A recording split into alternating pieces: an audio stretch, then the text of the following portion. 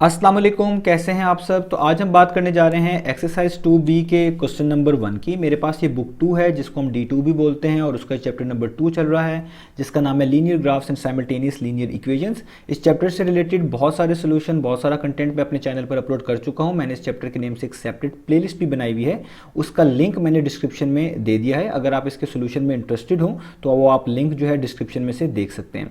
इसके अलावा मैंने एक फेसबुक पेज भी बनाया हुआ है। अगर आपके कोई सजेशन हो, कोई क्वेश्चन हो जो आपने मुझ तक पहुंचाने हो तो आप इस फेसबुक पेज के थ्रू, जिसका लिंक मैंने डिस्क्रिप्शन में दिया हुआ है, अपने सजेशंस को, क्वेश्चंस को मुझ तक पहुंचा सकते हैं। तो आइए अब स्टार्ट कर लेते हैं एक्सरसाइज 2B के क्वेश्चन नंबर 1 को। इसको स्टार्ट करने से पहले एक बात और इंपॉर्टेंट है जो मैं आपको बताना चाहता हूं कि क्योंकि ये क्वेश्चन जो है ग्राफ से रिलेटेड है और मैंने यहाँ पे ग्राफ की पिक्चर भी आपके सामने पेस्ट की हुई है, तो बेहतर ये होगा कि आप अपने सामने बुक रख लें ताकि जो मैं चीज़ें यहाँ से ग्राफ से बता रहा हूँ वो आप अपने बुक से देखकर ज़्यादा अच्छे तरीके से समझ पाएँ। तो अपने सामने ग्राफ जो है, ये जो क्वेश्चन है इसको रख लीजिएगा ताकि जो मैं चीज़ यहाँ पे समझाऊँ आपको ज़्यादा अच्छे तरीके से समझ आ सके। बाकी मैं कोशिश करूँगा कि जो चीज़ जूम इन करके दिखा सकता हूँ आपको दिखाऊँ, और क्योंकि ये क्वेश्चन भी ऐसा है कि मुझे इसके ऊपर भी सॉल्व करना पड़ सकता है तो इसलिए मैंने इस चीज़ को इधर अटैच किया हुआ है। तो आइए अब स्टार्ट कर लेते हैं। तो क्वेश्चन नंबर 1 है the graph shows Khairul's journey when he visited a friend in town C. तो एक पर्सन है खैरुल जिसकी जर्नी का ग्राफ बनाकर नीचे दिया गया है, और ये ग्राफ तब का है कि जब खैरुल ने अपना घर छोड़ा और घर से वो गया है टाउन सी। टाउन सी में किससे मिलने गया है? अपने दोस्त से मिलने गया है। और आप देख भी रहे होंगे यहाँ पे कुछ पॉइंट्स नज़र आ रहे हैं A, B और C। तो ये C टाउन में उसके दोस्त का घर है। तो खैरुल ने अपनी जर्नी यहाँ से स्टार्ट करी जहाँ पे 0 लिखा हुआ है, यानी ओरिजिन भी लिखा हुआ है। यहाँ से स्टार्ट करी और होता होता वो टाउन C गया अपने दोस्त को मिलने। उसका एक ग्राफ बनाया गया है। During the journey he stop for the breakfast at a cafeteria. इस जर्नी के दौरान, इस सफ़र के दौरान वो रुका है, और किस लिए रुका है? ब्रेकफास्ट के लिए रुका, किसी कैफेटेरिया में। अब आपने खुद देख लेना, ये बहुत क्लियर भी है कि वो कहाँ पे रुका। देखिए वो 0 से स्टार्ट हुआ यहाँ पे, और ओरिजिन से आप भी कह सकते हैं, और चलता गया इस पॉइंट A से लेकर B तक आप देखें लाइन बिल्कुल स्ट्रेट हो गई है। इसका मतलब है वो यहाँ पर रुक गया, और फिर यहाँ पे रुकने के बाद, ब्रेकफास्ट करने के बाद वो फिर चलना शुरू हुआ है और कहाँ तक गया? अपने दोस्त के घर टाउन C तक गया। और यहाँ पे लिखा हुआ भी है after which he continue to drive to town C। ठीक है। अब आपको कैसे पता चलेगा कि वो रुका यहाँ पे? एक तो ग्राफ से पता चल जाएगा कि ग्राफ यहाँ पे आके स्टॉप हुआ है और लाइन बिल्कुल हॉरिजॉन्टल हो गई है। और दूसरी तरीका ये भी है इसको पता लगाने का कि आप जिस पॉइंट पे वो रुका है, इस पॉइंट को इस तरीके से डॉटेड लाइन से आप बनाना शुरू करें और वहाँ तक बनाएं जहाँ तक ये वाई एक्सिस दिया हुआ है। और आप देखें वाई एक्सिस पे लिखा हुआ है डिस्टेंस, और यहाँ पे लिखा हुआ है 50। तो आप देखें इस पॉइंट के ऊपर भी और इस B पॉइंट को भी अगर मैं इस तरह एक्सटेंड करके बनाना शुरू करूं तो ये भी 50 को ही मैच कर रहा है। यानी A से लेकर B तक जितने भी पॉइंट्स हैं आप इनको मिलाएंगे तो 50 पे ही मैच करेंगे। और 50 क्या चीज़ है? वो है डिस्टेंस ट्रेवल्ड। ऊपर लिखा हुआ भी है डिस्टेंस ट्रेवल्ड इन किलोमीटर्स। तो इसका मतलब है A से लेकर B तक डिस्टेंस ट्रेवल जो भी है वो चेंज ही नहीं हुआ। चाहे A पॉइंट पे ले लें, चाहे B पॉइंट पे ले लें, कोई दरमियान में से पॉइंट पिक कर लें, इधर डिस्टेंस चेंज नहीं हो रहा। तो जब डिस्टेंस चेंज नहीं होता तो इसका मतलब है जो बॉडी है या जो भी पर्सन है वो in the state of rest है, वो रेस्ट के अंदर है, वो मूव नहीं कर रहा। तो इसका मतलब है यहाँ पे वो रुका है, और यही वो पॉइंट है जहाँ पे उसने ब्रेकफास्ट किया होगा कैफेटेरिया के ऊपर। तो ये बातें मैंने आपको यहाँ पे ग्राफ से समझा दी हैं। अब दूसरी बात, आप जरा ग्राफ पे नज़र डाल लें तो वाई एक्सिस पे जिस तरह बता दिया है डिस्टेंस गिवन है, और एक्स एक्सिस पे टाइम गिवन है, और वो भी घंटों में। जैसे ये आप कह लें इसको हम 10 घंटे बोल लेंगे, इसको 10 घंटे 30 मिनट बोल लेते हैं, इसे 11 घंटे बोल लेते हैं, 11 घंटे और आगे 30 मिनट एक्स्ट्रा, और ये 12 घंटे हैं। इसको समझने के लिए मैंने आपको बता दिया ये टाइम है दिया हुआ है घंटों में। और एक्स एक्सिस के ऊपर वही चीज़ गिवन होती है जो इंडिपेंडेंट होती है, किसी चीज़ पर डिपेंड नहीं करती। तो टाइम देखिए गिवन है, आपको पता है टाइम किसी चीज़ पर डिपेंड नहीं करता, वो मूव करता रहता है। और वाई एक्सिस पे डिपेंडेंट चीज़ गिवन होती है, तो डिस्टेंस जो है वो डिपेंड करता है बहुत सारी चीज़ों के ऊपर, तो इसलिए वाई एक्सिस पे डिस्टेंस गिवन है, और इसको हम बोलते हैं डिस्टेंस टाइम ग्राफ। तो यहाँ तक बात समझ आ गई होगी। अब पार्ट नंबर A, नीचे यहाँ पे लिखा हुआ है at what time did he leave home. तो बताना है कि खैरुल ने अपना घर कब छोड़ा, अपने दोस्त के घर जाने के लिए, वो टाइम बताना है। B पार्ट में है how far did he travel before he reach the cafeteria, और हमने ये भी बताना है कि कैफेटेरिया से पहले पहले, कैफेटेरिया शुरू हुआ है पॉइंट नंबर A से, तो इससे पहले पहले कितना डिस्टेंस उसने ट्रेवल किया ये भी बताना है। और C पार्ट में हमने ग्रेडियंट्स निकाल के दिखाने हैं। Find the gradient of each of the following line segment स्टेटिंग clearly what each gradient represent, और हमने ये भी बताना है कि ये ग्रेडियंट क्या रिप्रेजेंट करती हैं। तो किन किन लाइन का ग्रेडियंट निकालना है? OA यानी इधर सेंटर से लेकर A पॉइंट तक, AB यानी इस वाली लाइन का, और फिर BC यानी इस वाली लाइन का। तो ये सारा काम हमने करके दिखाना है। तो उम्मीद है अब आपको क्वेश्चन समझ आ गया होगा। अब हम इसके सोल्यूशन की तरफ बढ़ते हैं। तो आपने बुक सामने रख लेनी ताकि आपको ग्राफ अच्छे से विजिबल भी हो अपनी साइड पे, और मैं जो चीज़ समझा रहा हूँ आपको समझ भी आ सके। तो आइए स्टार्ट करते हैं। तो सबसे पहले पार्ट नंबर ए का आंसर यहाँ पे लिख लेते हैं, बहुत आसान है, मैं यहीं पे सामने लिख रहा हूँ। तो लिखा हुआ है at what time did he leave home, उसने अपना घर कब छोड़ा, खैरुल ने।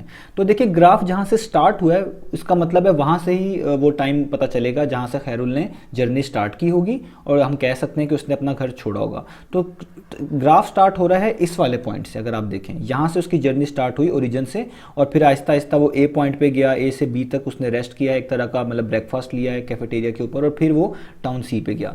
तो हमने तो ये बताना है कि वो घर से कब निकला, तो घर से वो निकला होगा इस पॉइंट से जहाँ से ग्राफ स्टार्ट हुआ है। तो उस वक्त क्या टाइम हो रहा था वो उसके नीचे ही लिखा हुआ है, यहाँ पे लिखा हुआ है 10 घंटे, क्योंकि टाइम दिया हुआ है घंटों के अंदर, तो ये एक तरह के 10 घंटे आप कह लें, समझने के लिए, जस्ट समझाने के लिए मैं आपको कह रहा हूँ, वरना जो भी ये टाइम लिखा हुआ है ये वही टाइम है जिस वो खैरुल ने अपना घर छोड़ा होगा। तो सिंपल सी बात है, ए पार्ट का आंसर तो ये आ जाएगा जो यहाँ पे ओरिजिन के नीचे टाइम लिखा हुआ है, और वो मैंने यहाँ पे लिख देता हूँ। तो ए पार्ट का आंसर तो हमारे पास ये आ गया, ये हमें टाइम यहाँ से क्लियर पता चल रहा था। इसके आगे भी इसका आंसर मैं लिख देता हूँ, तो यही इसका आंसर है। ठीक है, तो बहुत सिंपल है। अब मैं इसको मिटा देता हूँ यहाँ से, ठीक है, और ये मैंने इसको मिटा दिया। अब हम करते हैं इसका बी पार्ट। तो बी पार्ट के अंदर लिखा हुआ है how far did he travel before he reach the cafeteria. Cafeteria पहुंचने से पहले पहले तक उसने कितना डिस्टेंस ट्रैवल किया है, ठीक है, कितना रास्ता कवर किया है। तो हम यहाँ पे अगर मैं इसको बनाऊं कि उसने कितना डिस्टेंस ट्रैवल किया, यहाँ से वो शुरू हुआ है ओरिजिन से, ठीक है, और इस तरह चलता गया चलता गया चलता गया, और वो पहुंचा है कैफेटेरिया पे, यहाँ पे आके वो रुका है। तो अब आपने डिस्टेंस बताना है, तो डिस्टेंस तो वाई एक्सिस के ऊपर है, तो आपने इस पॉइंट से एक डॉटेड लाइन ड्रॉ करना शुरू करनी है जहाँ पे आके वो रुका है, और देखना है कि यहाँ तक डिस्टेंस कितना बना। तो आप देखें जब मैं डॉटेड लाइन ड्रॉ करके आ रहा हूँ तो वो रुक रही है 50 के ऊपर। इसका मतलब कैफेटेरिया तक उसके पास डिस्टेंस कितना बना, 50, और ऊपर आप देखें लिखा हुआ भी है इन टर्म्स ऑफ किलोमीटर, यानी डिस्टेंस जो है वो किलोमीटर्स के अंदर गिवन है। तो आप कह देंगे कि जब कैफेटेरिया पहुंचने से पहले पहले जो डिस्टेंस ट्रैवल किया है उसने वो कितना है, वो है 50 किलोमीटर। तो मैं यहाँ पे इसका आंसर लिख भी देता हूँ कि यहाँ पे इसको हम लिखेंगे डिस्टेंस, और distance Khairul travelled, distance Khairul travelled before he reached the cafeteria, before he reached the cafeteria। तो वो कितना है, वो आपने बहुत आसानी से निकाल लिया, वो है 50 किलोमीटर। तो मैं यहाँ पे इसका आंसर लिख देता हूँ 50 किलोमीटर, ठीक है, यहाँ पे भी लिख देता हूँ मैं इसका आंसर 50 किलोमीटर। तो बहुत आसान क्वेश्चन है, आपको समझ आ गया होगा। अच्छा जी, अब हम स्टार्ट कर लेते हैं पार्ट नंबर सी। तो पार्ट नंबर सी में लिखा हुआ है find the gradient of each of the following line segments, और stating clearly what each gradient represent. हमने इनके ग्रेडियंट्स भी निकाल कर दिखाने हैं, जो नीचे लाइंस दी हुई हैं, लाइन सेगमेंट्स दिए हुए हैं, और इनके बारे में बताना भी है। तो सबसे पहले ग्रेडियंट जिसका निकाल के दिखाना है वो है ओ ए। तो आप देख लें ओ ए क्या है, वो है यहाँ से लेकर यहाँ तक, इसका ग्रेडियंट निकालना है, ठीक है। और ग्रेडियंट के बारे में मैं बता भी चुका हूँ अपनी स्टार्टिंग वाली वीडियोस के अंदर कि ग्रेडियंट क्या होता है और किस तरीके से निकालना है हमने। तो यहाँ पे भी हमने वही चीज़ करना है। तो देखिए ग्रेडियंट निकालने के लिए आपको पहले 2 पॉइंट्स चाहिए होते हैं, और वो 2 पॉइंट्स ऐसे होने चाहिए जो उस लाइन के ऊपर हो, और उन 2 पॉइंट्स की मदद से हम बता सकते हैं कि ग्रेडियंट क्या है। तो अब मैं यहाँ पे पहले 2 पॉइंट्स ढूंढूंगा। लेट्स से मैंने एक पॉइंट तो ये ढूंढ लिया जहाँ से ये चीज़ स्टार्ट हुई थी, ये ग्राफ स्टार्ट हुआ था बिल्कुल स्टार्ट में, और इसका नाम मैं रख लेता हूँ कि ये मेरा पॉइंट नंबर 1 होगा। और आपको पता है जब भी हम कोई ग्राफ पे पॉइंट ढूंढते हैं तो उसके 2 कोऑर्डिनेट्स होते हैं, एक होता है x और एक होता है y। जो पहले लिखते हैं वो x होता है, जो दूसरा लिखते हैं वो y होता है। और पहले वाला इस वाले एक्सिस से लिखते हैं जिसमें जहाँ पे टाइम लिखा हुआ है, और दूसरा वाला कोऑर्डिनेट इस वाले एक्सिस के ऊपर से लिखते हैं जिसको हम y बोलते हैं, जहाँ पे इस वक्त डिस्टेंस लिखा हुआ है। तो देखिए अगर ये वाला पॉइंट हम कंसीडर करें, क्योंकि लाइन के ऊपर है, लाइन इसी से स्टार्ट हुई थी, तो इस वक्त सबसे पहले मैं x वाला लिखना चाहिए। तो ये पॉइंट जो मैंने लिया इस वक्त इसके नीचे ही लिखा हुआ है कि इसका x कोऑर्डिनेट कितना है, वो है 10 आवर्स, क्योंकि टाइम दिया हुआ है 10 आवर्स है, या आप इसको फिलहाल कह लें 10 बज रहे हैं समझने के लिए जस्ट। तो मैं यहाँ पे लिख लेता हूँ कि x वाला पॉइंट हमें मिल गया 10 आवर्स, ठीक है। अब इसी पॉइंट के ऊपर मैंने y वाला भी देखना है, क्योंकि इस पॉइंट के ऊपर टाइम तो ये लिखा हुआ है, तो डिस्टेंस क्या लिखा हुआ है, तो डिस्टेंस तो इस वक्त 0 है। एक देखें 2 वैल्यूज लिखी हुई है, एक नीचे है जो कि टाइम की है, और एक जरा थोड़ी सी ऊपर करके लिखी हुई है 0। तो वो तो डिस्टेंस की वैल्यू है, तो वो y एक्सिस के ऊपर है, तो दूसरी जगह पे मैं लिखूंगा y एक्सिस का पॉइंट, तो वो क्या आएगा 0। ठीक हो गया, तो ये हमारा एक पॉइंट हो गया। दूसरा पॉइंट भी ढूंढता हूं, तो सबसे अच्छा और आसान पॉइंट यही है ए वाला, कि इसको मैं पॉइंट नंबर 2 कह लेता हूं अपना।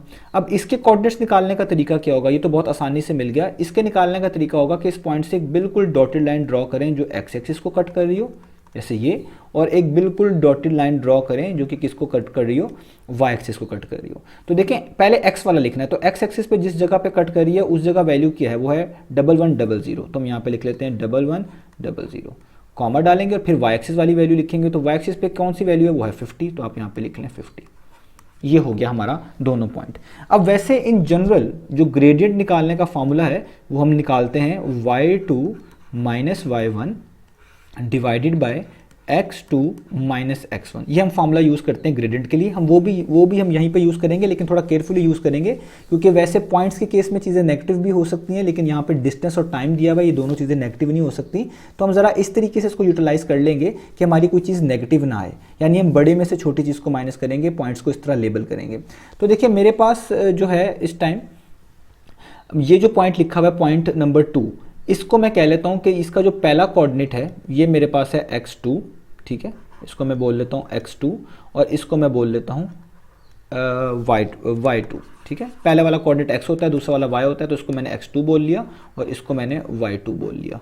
और जो यहाँ पे पॉइंट होगा पहला, इसका भी इसी तरीके से करिएगा, इसको मैं बोल लेता हूँ x1 क्योंकि उधर x2 कह चुका हूँ, और इसको मैं दूसरे वाले को बोल लूँगा y1, ठीक है। 1 1 वाले एक तरफ, 2 2 वाले एक तरफ। मैंने इन्हीं को x2 y2 क्यों कहा है, वो इस वजह से कि ये बड़े पॉइंट थे। इधर आप देखें टाइम वाली वैल्यू भी ज़्यादा है और जो डिस्टेंस वाली वैल्यू है वो भी ज़्यादा है। वैसे आप किसी को भी इन जनरली x1 y1 और x2 y2 कह सकते हैं, लेकिन डिस्टेंस टाइम के अंदर कोशिश करिएगा कि जो बड़ी वैल्यूज़ हैं उनको आप x2 y2 कहें और छोटी वैल्यूज़ को x1 y1 कह लें। इससे आपको थोड़ी आसानी हो जाएगी। अदरवाइज़ आप दोनों को भी कह सकते हैं, लेकिन वो जिस नेगेटिव साइन से बचने के लिए मैंने यहाँ पे इस तरह लिख दिया है।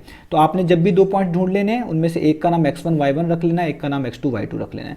अब आप जरा इसमें वैल्यूज पुट करें, तो देखें पहले लिखा हुआ है y2 माइनस y1, यानी y2 कितना है 50, तो मैं यहाँ पे लिख लेता हूँ 50, माइनस y1 कितना है वो है 0, तो मैं लिख लेता हूँ 0, डिवाइडेड बाय x2 कितना है वो है आपके पास यहाँ पे लिखा हुआ है 11 आवर्स, और x1 कितना है वो है 10 आवर्स, यानी 11 घंटों में से 10 घंटे निकालने हैं आपने एक तरह के। ये जो समझाने के लिए बता रहा हूँ, आप इसको ना भी करें तो ठीक है, यानी 11 घंटों में से एक तरह के 10 घंटे निकालने हैं। ये टाइम वाला फ्रेम है।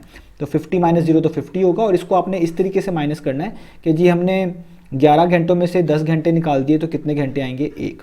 ये टाइम के लिहाज से आपने याद रखिएगा, सोचना है, ये किसी नंबर के लिहाज से नहीं देखना, क्योंकि ये टाइम है, ये इस तरह टाइम गिवन है 11 घंटे और ये 10 घंटे हैं। तो 11 घंटों में से 10 घंटे निकालें तो 1 आता है। पता आप ऐसा नहीं हो सकता कि आप इसको 1000 जो है समझ के माइनस कर दें, तो फिर जाहिर बात है आंसर 100 आ जाएगा, तो वो आपके लिए प्रॉब्लम होगा। तो मैंने आपको बार बार बताया कि इसको टाइम समझ के आपने माइनस करना है। तो इसका ये जो चीज़ आई है ये कहलाएगी ग्रेडियंट। तो हमने यहाँ पे ग्रेडियंट निकाल ली है, तो हम यहाँ पे लिखेंगे ग्रेडियंट ऑफ OA। ये OA की ग्रेडियंट निकाली है, और ये कितनी निकाली है 50 डिवाइडेड बाय 1, जिसको हम खाली क्या लिख सकते हैं 50। अब समझने की बात ये है कि जो भी ग्रेडियंट निकालते हैं वो किसी चीज़ का चेंज होता है। इसको हम अक्सर बोलते हैं change in y divided by change in x। तो देखिए जो y है, ये जो y का चेंज है, y पे क्या चीज़ गिवन है, वो गिवन है डिस्टेंस, और जो x है उस पर क्या गिवन है, उस पर गिवन है सारी चीज़ें टाइम। तो डिस्टेंस डिवाइडेड बाय टाइम क्या होती है, इसी को तो हम बोलते हैं स्पीड। तो बेसिकली हमने स्पीड ही निकाली है खैरुल की, कहाँ से लेके कहाँ तक, O से लेकर A तक, यानी इसका ग्रेडियंट जो है बेसिकली स्पीड बता रहा है।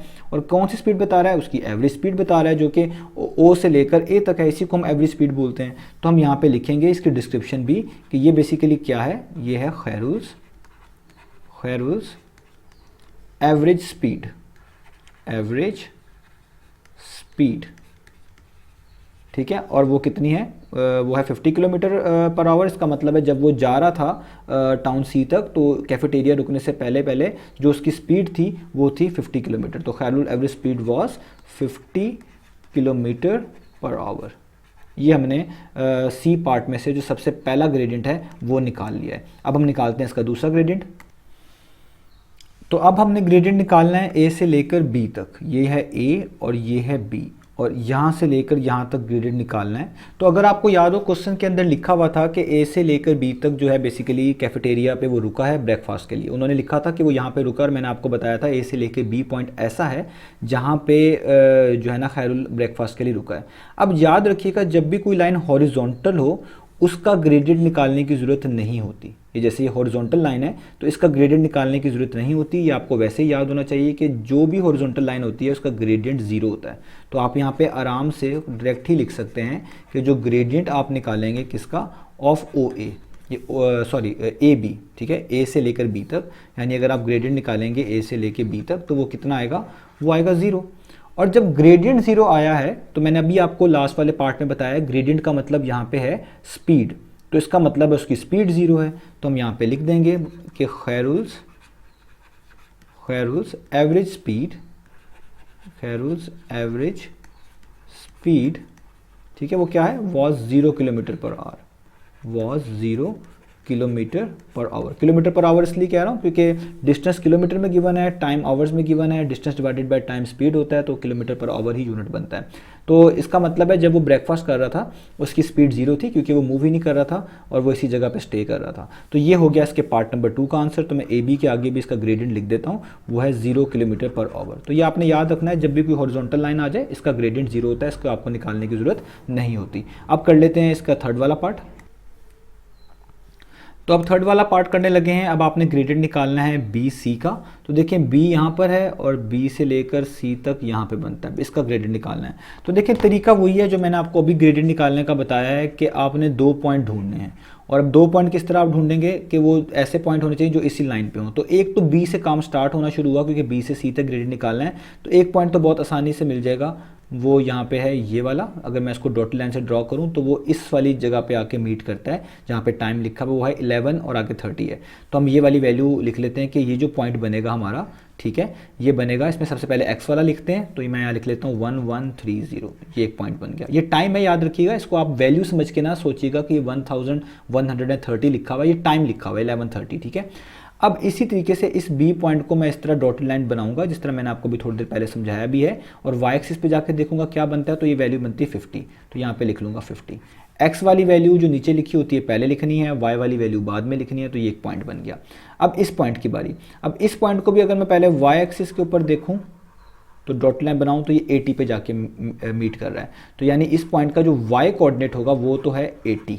अब x के लिए मुझे इस तरह डॉटेड लाइन बनानी है और बनाते बनाते इस तरह देखना है कि ये कहाँ पे मीट कर रहे हैं। तो ये 12 आवर्स पे मीट कर रहा है, तो यहाँ पे मैं लिख लूँगा 1200, ठीक है। और मैंने आपको कहा था कि जो वैल्यूज़ बड़ी हैं इस केस में डिस्टेंस टाइम ग्राफ में, उसको आपने x2 y2 कह देना है। मैंने अभी आपको पहले भी समझाया। तो ये 12 आवर्स है और 80 है, तो मैं इसको कह देता हूँ कि ये मेरा x2 है पहले वाला और ये मेरे पास y2 है। और यहाँ पे जो पहला वाला है ये है x1 है और ये मेरे पास y1 है। वैसे जनरली आप किसी को भी x2 y2 x1 y1 कह सकते हैं, ये जस्ट डिस्टेंस टाइप ग्राफ में नेगेटिव साइन से बचने के लिए मैं आपको बता रहा हूँ, अदरवाइज आप कह सकते हैं। अब आपको ग्रेडियंट का फॉर्मूला मैंने अभी बताया जो हम यूज़ करते हैं जनरली, वो होता है y2 minus y1 divided by x2 minus x1, ठीक है, change in y divided by change in x। अब y2 माइनस y1 मैं डायरेक्ट ही करूंगा। अब यहाँ पे देखिए y2 कितना है 80 और y1 कितना है 50।